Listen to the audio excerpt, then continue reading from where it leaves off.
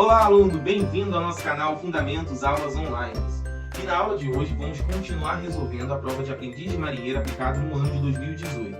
Nos vídeos anteriores resolvemos a parte de matemática.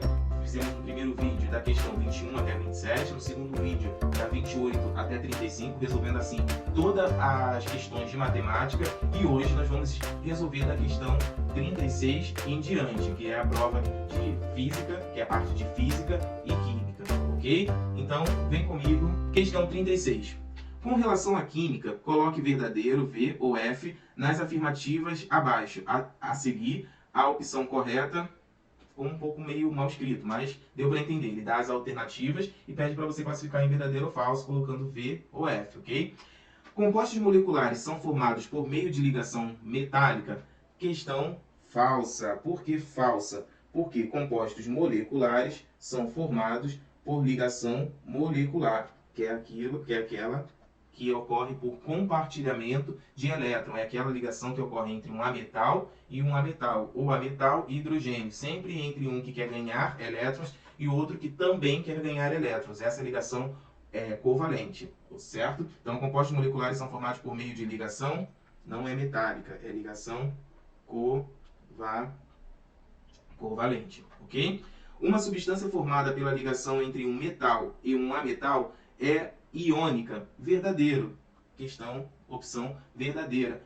Ligação iônica é aquela que ocorre por transferência de elétron entre um que quer ganhar e outro que quer perder. Daí eles vão transferir elétrons, um vai ganhar, outro vai perder. É sempre entre um metal e um ametal, ou entre um metal e hidrogênio. Por que hidrogênio? Hidrogênio, ele só tem um elétron na última camada. Se ele perder aquele elétron, ele vai deixar de existir. Então ele vai ter sempre tendência a ganhar elétron, assim como os outros, assim como os ametais, ok? Então, hidrogênio tem sempre tendência a ganhar elétron. Então aqui a ligação iônica é aquela formada entre um metal e um ametal.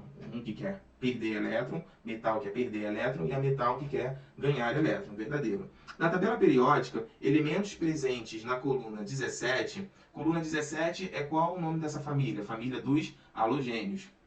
Tendem a receber elétrons, enquanto que os presentes na coluna 1 tendem a doar elétron. Coluna 1 é a família dos alcalinos. 2A, alcalinos terrosos. Então, família 1A, alcalino, 2A, alcalinos terrosos. Tanto 1A quanto as 2A têm tendência a perder elétron, a doar elétron. Então, na tabela periódica, elementos presentes na coluna 17 tendem a receber elétrons, correto? Enquanto que os presentes na coluna 1 tendem a doar elétron, verdadeiro, ok? Quarta opção. A tabela periódica atual foi organizada baseado no número atômico dos elementos. Verdadeiro também. A tabela periódica ela foi organizada de acordo com a ordem crescente de número atômico. Se você, no final da prova tem a tabela periódica. Se você observar lá, você vai ver lá hidrogênio 1, o número atômico 1, hélio, número atômico 2. Depois, seguindo os elementos, você vai observando ali, você vai ver que o número atômico está em ordem crescente. Então, ela foi organizada de acordo com o número atômico de cada elemento, ok? Verdadeiro. Quinta opção. Os gases nobres são elementos que reagem facilmente com qualquer outro elemento. Questão falso. No geral, gases nobres não formam ligações química, ok? Por que eu disse no geral? Porque alguns gases nobres vão fazer ligações, mas são exceção à regra do octeto, ok? São exceções, né? No geral, eles são estáveis, eles já têm 8 elétrons na última camada, então eles não vão ter necessidade a fazer ligações químicas, eles já vão existir na natureza no seu estado fundamental, ok? Tudo bem? Então é falso. Última sentença diz assim: um elemento X- e um elemento Y2+ formarão um composto iônico X2Y. Muito cuidado com essa questão. No início eu coloquei como certa, mas ela está errada por um simples detalhe. Seguinte, a gente sabe que quando você tem um cátion e um ânion, você coloca lá o cátion, que é mais 2, e o X, que é menos 1. Daí a gente vai fazer o troca-troca. Nesse troca-troca, Y vai ter o índice 1 e o X vai ter o índice 2. A gente faz aqui ó, o troca-troca, ok? Só que Veja só a resposta, x2, y. E não é essa a resposta correta. Na verdade é y, x2. Mas Eduardo, faz alguma diferença? O x vem antes do y? Faz sim. O metal ele vem sempre na frente. O cátion ele vem sempre na frente. Por isso que essa questão está errada. Por esse detalhe, o cátion sempre vem na frente. Então é y, x2 e não x2y. Ok? Tudo bem? Então esse é o composto correto. O metal sempre vem na frente. Então aqui é falso. Logo, a resposta correta é a letra C. Ok? Tudo bem? Vamos para a próxima questão. Em missão de treinamento de pouso e decolagem no porta-avião São Paulo, entre um pouso e uma decolagem, a aeronave TA-4KU do esquadrão VF-1, proveniente da Base Aérea Naval de São Pedro da Aldeia, é reabastecida. O marinheiro, responsável e conhecedor do processo de eletrização por atrito, a qual toda aeronave fica sujeita em voo, e conhecedor das normas de segurança que regulamentam o abastecimento de aeronaves, realiza o procedimento correto. Antes de introduzir a mangueira de combustível no bocal do tanque, liga, por meio de um fio condutor, fio terra, a aeronave a uma haste metálica no convés do São Paulo. Marque a opção que melhor descreve o processo de eletrização por atrito, considerando para tal um sistema eletricamente isolado e constituído de 2 corpos. Então ele vai fazer várias afirmativas a respeito do processo de eletrização por atrito. Ele quer que você marque a alternativa correta. Ele diz assim: 2 corpos inicialmente neutros de materiais diferentes, quando atritados, adquirem cargas elétricas de sinais opostos. Sim, está correto. Verdadeiro, mas vamos ver as outras opções. 2 corpos inicialmente neutros de materiais diferentes, quando atritados, adquirem cargas elétricas de sinais iguais. Não é iguais, é sinais opostos, ok? 2 corpos inicialmente neutros de materiais iguais, quando atritados, adquirem cargas elétricas de sinais opostos. Não é materiais iguais, ele tem que ser materiais diferentes, então não é iguais, é materiais diferentes. 2 corpos inicialmente neutros de materiais iguais, quando atritados, adquirem cargas elétricas de sinais iguais.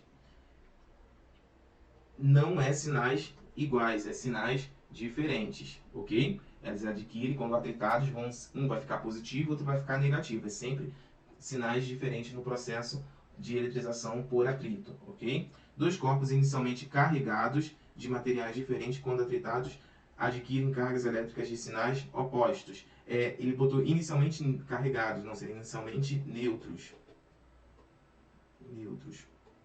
Tudo bem? Então a resposta realmente é a letra A. Ok?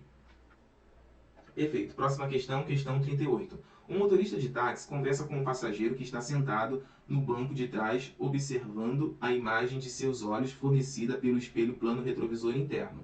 Se o motorista consegue ver no espelho a imagem dos olhos do passageiro, este também consegue ver no mesmo espelho a imagem dos olhos do motorista. Esse fato pode ser explicado utilizando-se, ele diz lá a opção, o princípio da propagação retilínea dos raios de luz, o princípio da independência dos raios de luz, o princípio da reversibilidade dos raios de luz, interferência dos raios de luz, a difração dos raios de luz. Pois então, a resposta correta aqui é a letra C.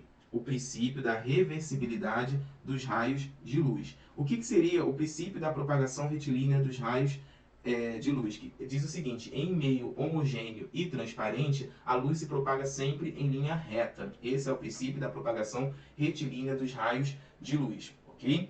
É devido a esse princípio que existe aquela questão da sombra e da penumbra. Ok? Então, se eu tenho aqui, por exemplo, um feixe aqui de luz, digamos que isso aqui seja uma lâmpada, e isso daqui é um obstáculo, por a luz se propagar em linha reta, né, ela vai sair daqui, né, vai alcançar os extremos, né, e vai alcançar lá uma parede, digamos que esteja aqui atrás desse anteparo, certo? Vai criar aqui uma região de sombra. Por quê? Porque a luz ela não faz curva. Ela não vai sair daqui e vai fazer uma curva. Não, ela vai sempre se propagar em linha reta. E devido a esse princípio é que temos regiões de sombra e penumbra, certo? Tudo bem?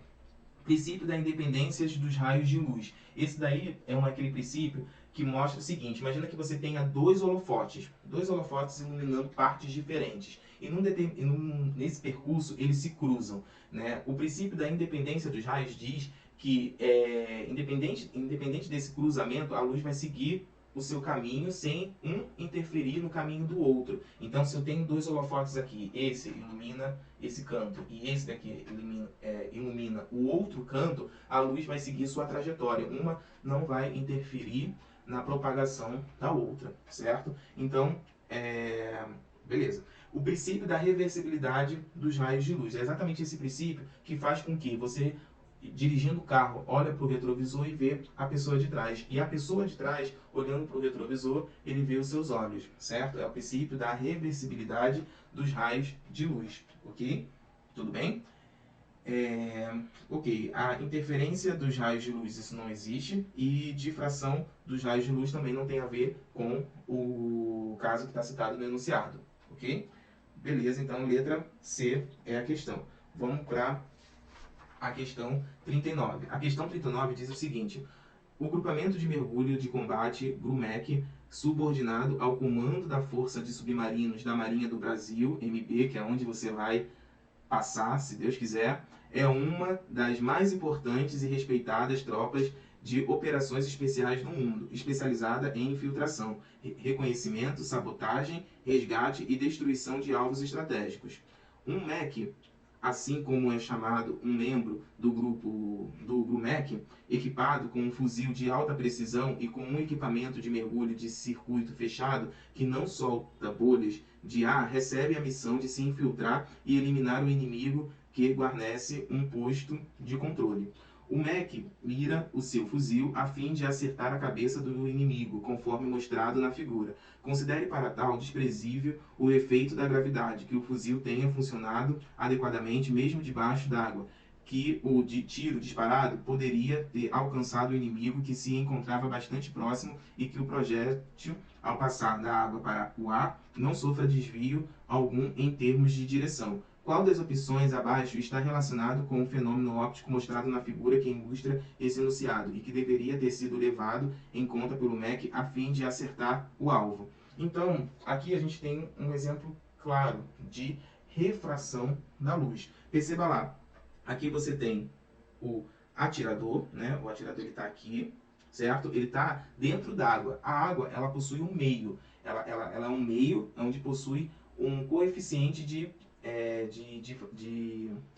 refração, certo? O ar possui um outro meio, então ele vai possuir um outro índice de refração, ok? Então são meios diferentes, água e ar. Quando você tem essa situação em que a luz está se propagando no meio e passa a se propagar no outro meio, você tem um fenômeno que a gente chama de refração. Qual a diferença entre o fenômeno de refração e o fenômeno da reflexão? Na reflexão, a luz está se propagando no meio, ela reflete ela bate numa superfície e volta a se propagar no próprio meio. É devido à reflexão que você vê todas as coisas. Por exemplo, por que eu estou conseguindo ver aqui o meu monitor? Porque o meu ambiente está iluminado, a luz bate nesse monitor, reflete nos meus olhos e eu consigo enxergar o monitor, ok? Devido ao fenômeno da reflexão, certo? E o fenômeno da refração é aquele fenômeno que acontece, por exemplo, numa piscina. Você já teve aquela sensação de olhar uma piscina e aí você achar que aquela piscina é rasa, quando você então mergulha, você vê que ela é funda, ou então tem uma profundidade maior do que você imaginaria? Você já tentou, por exemplo, na praia, você vê lá no rio, no ambiente, no lago, você vê lá um peixe, você tem certeza que aquele peixe está naquela localidade ali. Você coloca a mão e não consegue pegar. Por quê? Porque o peixe, além dele ser rápido, né, existe o fenômeno da refração. Né? Quando a luz sai de um meio, né, de um primeiro meio e vai para um segundo meio, ela sofre um desvio. E esse desvio vai me dar a falsa sensação de que o peixe está naquela localidade. Só que não, ele pode estar um pouco mais a fundo, ou ele pode estar um pouco mais... ele vai estar numa localidade diferente, porque a luz sofreu um desvio, ela não vai se propagar na linha reta. E a ilusão que eu vou ter é que ela está ali naquele ponto, só que não, sofreu um desvio, ok? Tudo bem? Por isso que por exemplo, quem pesca, né, com vara, normalmente um índio, quando ele pesca, ele já sabe desse fenômeno. Então, quando ele vai atirar o dardo para pegar o peixe, ele já sabe que o peixe vai estar numa localidade abaixo de onde ele está vendo o peixe. Por isso que ele consegue ser certeiro, ok? Tudo bem? Devido ao fenômeno da refração. Então, aqui, resposta é letra A, tudo bem? Ó, perceba você que é muito comum isso, né? Uma questão grande, né? Um enunciado enorme, só para caracterizar o movimento, o fenômeno da refração, ok? Isso é muito comum nessa prova. Essa questão, às vezes, assusta muita gente. Nossa, questão grande, deve ser muito difícil, mas não. Basta ter calma, ler e ter o conhecimento da diferença entre refração e reflexão de cada um desses fenômenos, ok? Questão 40, questão bem interessante a respeito de ondas. Diz o seguinte: observe a figura abaixo. Aí ele te dá lá uma onda, certo? Olha, essa distância entre uma crista e o vale é chamado de, na verdade, a distância aqui, metade, né, dessa distância, é chamada de amplitude. Então aqui nós temos duas amplitudes. Então a amplitude aqui dessa onda seria 1,5 centímetros, ok? Beleza, vamos continuar lendo a questão. A figura representa ondas propagando-se numa corda tensa 4 segundos após o início das oscilações da fonte F que as produz. O comprimento de onda, lambda, e a frequência F da onda produzida pela fonte F vale respectivamente. Então ele te deu a onda, né, 4 segundos após o início da sua propagação. E aí ele pergunta qual o comprimento e qual é a frequência, certo? O que é o comprimento de onda? O comprimento de onda é o menor valor de sem repetição da onda. A onda, ela tem sempre esse formato senoidal, né? Sobe e desce, mas ela é periódica, ela sempre vai se repetindo. Esse menor intervalo, né, sem repetição é o que a gente chama de comprimento de onda. Então olha aqui, ó, para a gente localizar, vou até colocar aqui de outra cor para ficar mais ilustrativo.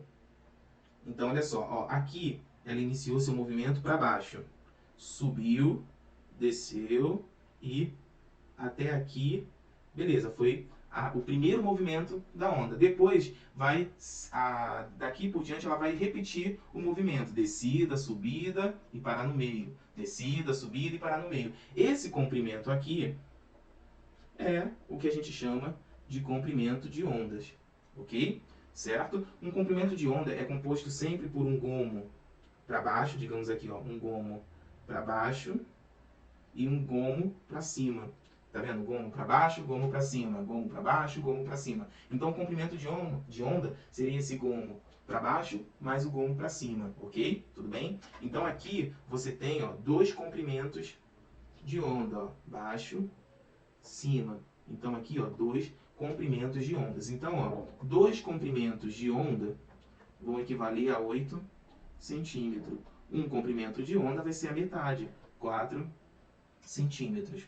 Tudo bem? Então, o comprimento de onda, 4 centímetros. Olha lá, já risco a A, a D e a E. Agora, vamos verificar a frequência. A frequência, o que é a frequência? A frequência é o inverso do período. Período é o tempo em que um comprimento de onda se desloca, certo? É o tempo em que um comprimento de onda se desloca, certo? E a frequência é o número de ciclos, né, número de ciclos de ondas em um segundo, dado em um segundo, certo? A frequência é o inverso do período. Então a gente tem que o período normalmente é simbolizado pela letra T.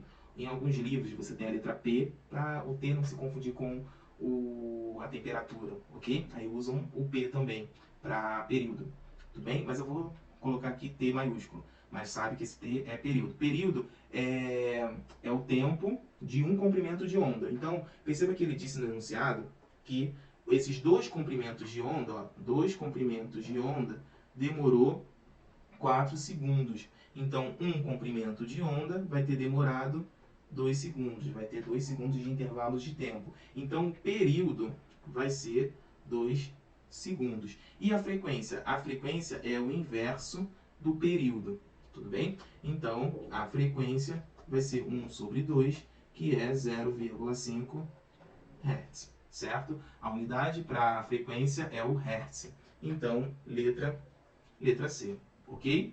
Tudo bem? Claro, aí ondas, beleza. Vamos então para a questão 41, uma questão bem interessante a respeito de lentes. Diz assim: observe a figura a seguir. Aí você tem lá um cartão, né, com uma setinha para cima e uma setinha para o lado. O cartão acima é visto por um observador através de uma lupa. Essa lupa é uma lente esfera biconvexa. Ela é de vidro que se encontra no ar, ok? O cartão é colocado a aproximadamente 20 centímetros da lupa, cuja distância focal é da ordem de 10 centímetros. Sendo assim, marque a opção que apresenta a figura que o observador vê através da lente. Pois então, olha só. Aqui você tem a seguinte situação: uma lente biconvexa, você tem a distância focal e o centro. E o centro, ok? Aí ele pegou esse cartão e colocou a 20 centímetros da lupa. Essa lupa ela tem distância focal de 10. O que é a distância focal? É a metade do raio de curvatura da lente. Então aqui nós temos que a distância focal é 10 e essa distância do centro de curvatura é 20. Então eu concluo. Tá. Se ele foi colocado a 20 centímetros, ok? E a distância focal é 10, então eu já deduzo que a posição em que o cartão foi colocado é justamente no raio de curvatura, porque a distância focal é a metade do raio de curvatura. Então, se a distância focal é 10, logo o raio de curvatura é 20. Então, o cartão foi posto exatamente aqui, ó, no centro de curvatura, certo? Essa lente é uma lente de vidro. O vidro ele tem um índice de refração maior, né, maior que o ar, certo? Se ele tem um índice de refração maior, trata-se então de uma lente convergente. É uma lente convergente delgada, ok? É uma lente convergente. Sendo assim, a imagem que isso vai produzir vai estar também no centro de curvatura e invertido em relação ao objeto. Essa é a regra. Quando você tem um objeto colocado no centro de curvatura, você vai produzir numa lente convergente uma imagem invertida. A imagem ela vai ser real, tá? Real, invertida e do mesmo tamanho que o objeto. Do mesmo tamanho do objeto. Do mesmo tamanho do objeto, ok? Então, qual seria a resposta correta? Se esse tracinho aqui, ó, tá para cima, deverá apresentar tracinho para baixo. Para baixo, então já risco esse, risco esse. Se esse daqui tá para direita, invertido tá para esquerda. Tudo bem? Então a resposta letra C, ok? Tudo bem? Aqui ele cobra esse conceito de posição da imagem perante uma lente, ok? Mais à frente eu vou disponibilizar uma aula explicando não só da questão da lente, mas também dos espelhos esféricos, porque tem a correspondência entre lente e espelho esférico é a mesma, ok? Só muda alguns detalhes, mas aí eu vou explicar tudo direitinho numa aula para que você possa ter, então, esse entendimento completo de como funciona o espelho esférico, as imagens no espelho esférico e nas lentes, ok? Vamos então para a próxima questão, questão 42. Diz assim: marque a opção correta sobre a água. É inodora, pois não tem cor. Errado. Ela é inodora, pois não tem odor. Tudo bem? Se fosse cor, seria incolor. Tudo bem? Muito cuidado com essas sentenças, certo? O que eu percebo nessa prova é que ele costuma pegar palavras e modificar. Ele traz assim um conceito, mas só o equivocado, mas só mudando a palavra, confundindo odor com cor, covalente com iônica, certo? Então, muita atenção ao ler as sentenças. Letra B, quando passa do estado líquido para o estado vapor, ocorre o fenômeno da condensação. Não é o fenômeno da condensação, é o fenômeno da evaporação. Perceba, ele só modificou uma palavra. Trocou evaporação por condensação, transformando a sentença em errada. Só está em condições a ser ingerida se for destilada? Não. Água destilada, ela não deve ser ingerida, ok? A água boa para consumo é a água mineral, ok? É aquela água que contém sais minerais. A água destilada, inclusive se você beber, você não vai morrer, mas você vai sentir uma dor de barriga, ok? É uma substância polar conhecida como solvente universal. Perfeito, ela é uma substância polar conhecida como solvente universal. Correto. Então, letra D é o correto. A água que brota nas fontes do subsolo chama-se água potável? Não, chama-se água mineral. Mineral, certo? E quando ela se torna potável? Quando ela passa pela desinfecção, certo? Ela se torna própria para o consumo, ok? Tudo bem? Perfeito. Então vamos para a próxima questão, questão 43. Olha, essa é uma questão de resistores, né, de circuito, que no primeiro momento ela assusta. Nossa, parece um resistor complicado, mas não é nada complicado. A gente vai ver por quê.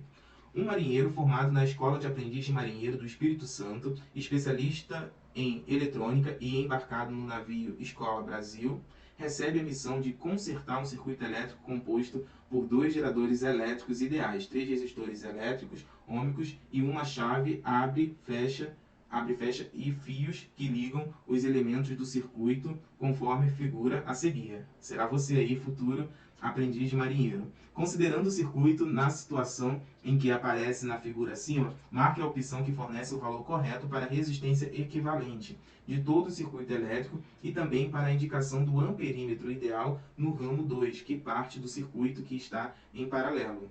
Desconsidere para os cálculos qualquer resistência elétrica nos fios condutores que ligam os elementos do circuito. Pois então, ele pede aqui 2 informações. Qual é a resistência equivalente e qual que é a corrente marcada ali no amperímetro. O amperímetro é o aparelho que mede a corrente elétrica, ok? Pois bem, quando a gente olha esse circuito, né, você percebe aqui que tem 2 geradores, certo? Esses geradores, quando eles estão ligados em série, a gente soma a sua DDP. Então aqui corresponde a um único gerador de 40 volts, ok? Tudo bem? É como se você pegasse, você já deve ter visto alguns aparelhos, né, que você coloca a pilha, né, em série, né, uma atrás da outra, né? Aquilo vai corresponder a um único gerador com a DDP igual à soma de cada pilha, ok? De cada gerador. A pilha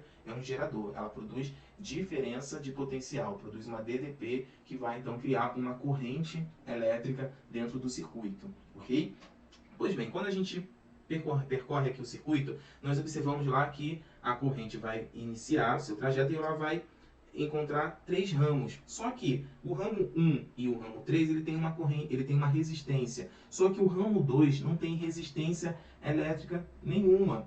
Ou seja, indicando assim que a corrente elétrica ela não vai passar pelo ramo 1 e 3. Por que não? Porque para haver corrente elétrica passando por um ramo, você tem que ter DDP, diferença de potencial. E olha só, se aqui é o ponto A, então a DDP aqui é A, aqui também é A.